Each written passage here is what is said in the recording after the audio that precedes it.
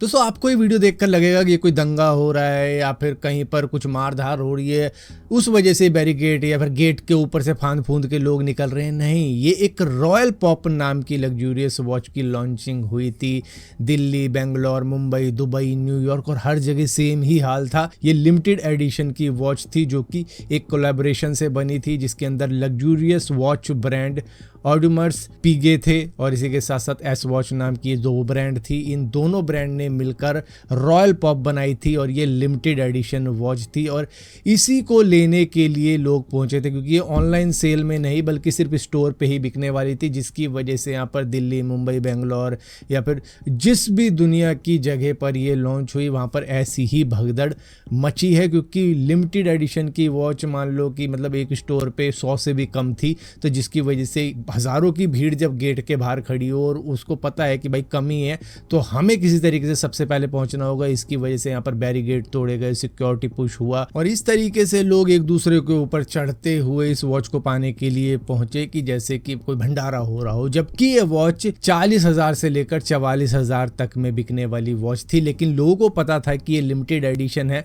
और वो अपने लिए नहीं बल्कि इसको रीसेल के लिए ले रहे थे। कई सारे लोग ऐसे भी थे जो कि ये समझ चुके थे कि ये लग्जूरियस वॉच ब्रांड ने लॉन्च करी है, जिसकी वजह से अगर हम इसे 40,000 44,000 रुपए में भी ले लेंगे तो इसे लाखों रुपए में बेचेंगे। क्योंकि कई सारे लोगों ने ऑनलाइन लिस्टिंग भी कर दी जब उनके हाथ में वॉच लग गई कि 1 लाख रुपए की बेच रहे हैं, 1.5 लाख रुपए की बेच रहे हैं, इस तरीके से बेचने के लिए। और लोग खरीदने के लिए भी राजी थे, क्योंकि जिनको भीड़ में नहीं खड़ा होना है वो इस तरीके से भी बाय कर लेंगे अगर उनको सच में चाहिए होगी वॉच कि भैया 1 लाख की भी ले लूंगा मैं। दोस्तों पेट्रोल, डीजल, सीएनजी का प्राइस करीबन 15 मई को बढ़ चुका था। 3 रुपए के समथिंग में बढ़ा था पेट्रोल डीजल का और 2 रुपए बढ़ा था सीएनजी का। लेकिन अब सीएनजी को भी 3 रुपए कर दिया है बढ़ा के, क्योंकि यहाँ पर कहा गया है जो 2 रुपए हमने बढ़ाए हैं वो इनफ नहीं है। तो सिर्फ 48 घंटों के बाद में दोबारा से कैलकुलेशन हुई और 1 रुपए और बढ़ा दिया गया है सीएनजी के अंदर। तो टोटल 3 रुपए बढ़ चुके हैं सीएनजी के अंदर। यहाँ पर इंद्रप्रस्थ गैस लिमिटेड का कहना यह है कि नेचुरल गैस अब इंपोर्ट करवाना काफी ज्यादा महंगा हो चुका है और डॉलर काफी ज्यादा स्ट्रांग हो चुका है। रुपया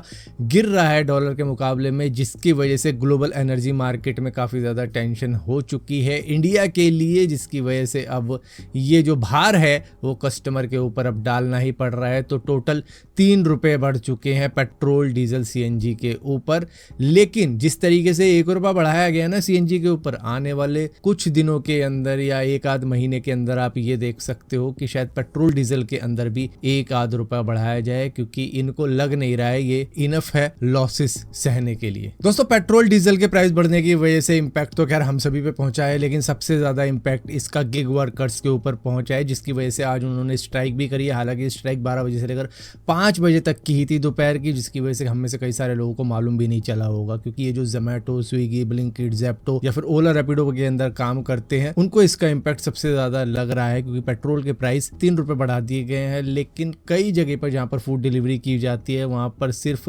4 से 10 रुपए पर किलोमीटर के हिसाब से दिया जाता है पे आउट, जिसकी वजह से अब इनकी डिमांड है कि इसको 20 रुपए कर देना चाहिए बढ़ा के, क्योंकि 3 रुपए तो बढ़ा दिए गवर्नमेंट ने। अब हमारी पेमेंट सेम है, हमारा पेट्रोल उतना ही लग रहा है, लेकिन हमारी पे आउट नहीं बढ़ाई गई, जिसकी वजह से यहाँ पर कंपनसेशन की डिमांड की जा रही है कि फ्यूल वाला कंपनसेशन हमें देना चाहिए इनको। और ये जो महंगाई बढ़ती जा रही है उसकी वजह से अब हमारे को इंसेंटिव भी मिलना चाहिए, इस तरीके की डिमांड की गई है गिग वर्कर्स के द्वारा, जो कि 10-10, 12-12 घंटे काम करने के बावजूद भी 1000 रुपए दिन का नहीं कमा पाते हैं, जिसकी वजह से उनकी डिमांड है कि पर किलोमीटर 20 रुपए कर दिए जाने चाहिए। दोस्तों जापान के अंदर एक वीडियो काफ़ी ज़्यादा वायरल हो रही है जो कि अब इंटरनेशनल पहुंच चुकी है। दरअसल एक इंडियन रेस्टोरेंट ओनर जिसका नाम मनीष कुमार है, वो लगभग 30 साल से जापान के अंदर रह रहा था, वहीं पर अपना बिजनेस कर रहा था। लेकिन अब जापानीज़ इमिग्रेशन अथॉरिटी ने ये डिसाइड किया है कि इनका वीज़ा रिन्यूअल नहीं किया जाएगा। इसके बाद में इनको एक नोटिस भेजा गया है, गो बैक टू इंडिया। जिसके बाद में ये एक कॉन्फ्रेंस के अंदर रोने लगे, ये कहते कहते कि मैं 18 साल से यहाँ पर रेस्टोरेंट का बिजनेस कर रहा हूँ, मैं 30 साल से जापान के अंदर रह रहा हूँ, मेरी फैमिली यहीं पर सेटल है, मेरे बच्चे यहीं पर पैदा हुए हैं और उनको जापानीज़ लैंग्वेज के सिवाय और कोई लैंग्वेज तक नहीं आती। अब ऐसे में मैं अपनी फैमिली वापस इंडिया लेकर कैसे जाऊं और कैसे वहां पर रहूंगा, इस तरीके की बातें कही हैं इन्होंने। しかわからない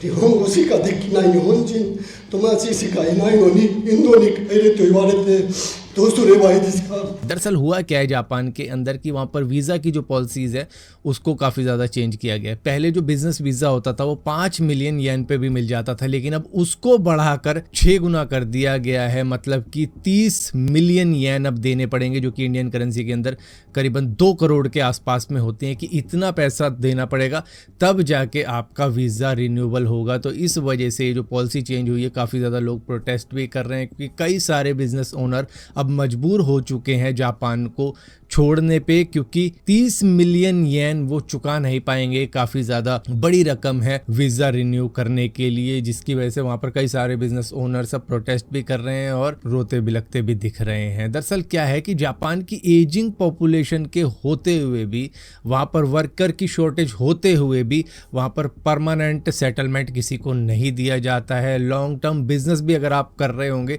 तो भी आपके लिए टफ है वहाँ की सिटीजनशिप लेना, जिसकी वजह से यहाँ पर काफ़ी ज़्यादा स्ट्रगल करना पड़ रहा है लोगों को, जो कि कई सालों से रह रहे थे वहाँ पर, वो भी विदाउट सिटीजनशिप। क्योंकि वहाँ पर जो वीज़ा रिन्यूअल था वो 5 मिलियन येन पे हो जाता था, लेकिन अब उसको बढ़ाकर 30 मिलियन येन कर दिया गया है, जो कि अब कोई छोटा बिजनेस ओनर कर नहीं पाएगा, जो जापान के अंदर कई सालों से रह रहा था और अफोर्ड कर पा रहा था पहले के 5 मिलियन येन। और इसी के साथ साथ ये भी कहा गया है कि लोकल वर्कर्स को वहाँ पर अपॉर्चुनिटी देनी होगी, खासतौर पे एक जापानीज़ को जो कि फुल टाइम आपके शॉप के अंदर काम करेगा या रेस्टोरेंट के अंदर काम करेगा, बिजनेस के अंदर काम करेगा। और इसी के साथ साथ जापानीज़ लैंग्वेज सभी को आनी चाहिए, जो भी उस रेस्टोरेंट के अंदर काम कर रहा है, चाहे किसी भी कंट्री का बंदा हो वो। दोस्तों, इंडिया के अंदर एक्सीडेंट केसेस जितने भी होते हैं, ज़्यादातर में ये देखा गया है कि जो अक्यूज होता है वो बच जाता है कुछ ना कुछ ले दुआ के, या फिर कंपनसेशन वगैरह जो भी देनी होती है उसको करके। अब यहाँ पर 2017 का ये केस सामने निकल कर आ रहा है, जिसका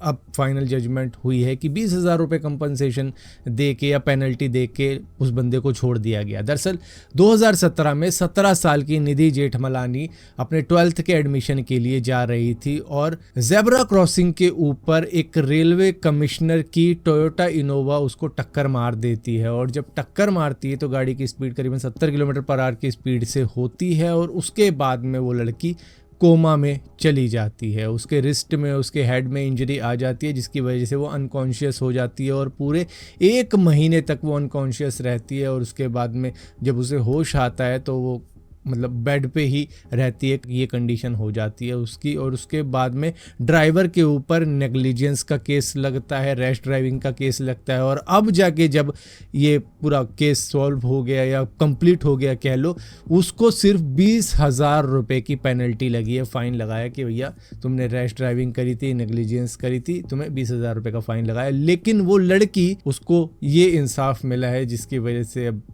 लोग काफ़ी ज़्यादा बात कर रहे हैं कि किस तरीके का 9 साल तक का ये केस चला है, जिसके अंदर इंसाफ सिर्फ 20,000 रुपये का कंपनसेशन या फाइन देकर पूरा हुआ है। दोस्तों, आंध्र प्रदेश की गवर्नमेंट ने अब एक नई स्कीम लगा दी है कि अगर आप तीसरा बच्चा करते हो तो आपको 30,000 रुपये मिलेंगे, चौथा बच्चा करते हो तो आपको 40,000 रुपये मिलेंगे। दरअसल इनका कहना है कि भैया पॉपुलेशन धीरे धीरे गिरती चली जा रही है, एजिंग ज़्यादा हो रही है हमारे स्टेट के अंदर। और यही स्टेट नहीं है, केरला के अंदर भी यही है, तमिलनाडु के अंदर भी है, आंध्र प्रदेश के अंदर भी है। तो जिसकी वजह से आंध्र प्रदेश की गवर्नमेंट ने डिसाइड किया है कि हम पैसे देंगे, रिवॉर्ड देंगे अगर हमारे यहाँ पर बच्चे ज़्यादा पैदा किए जाते हैं। क्योंकि पता नहीं, शायद इनको ऐसा लगता होगा कि अगर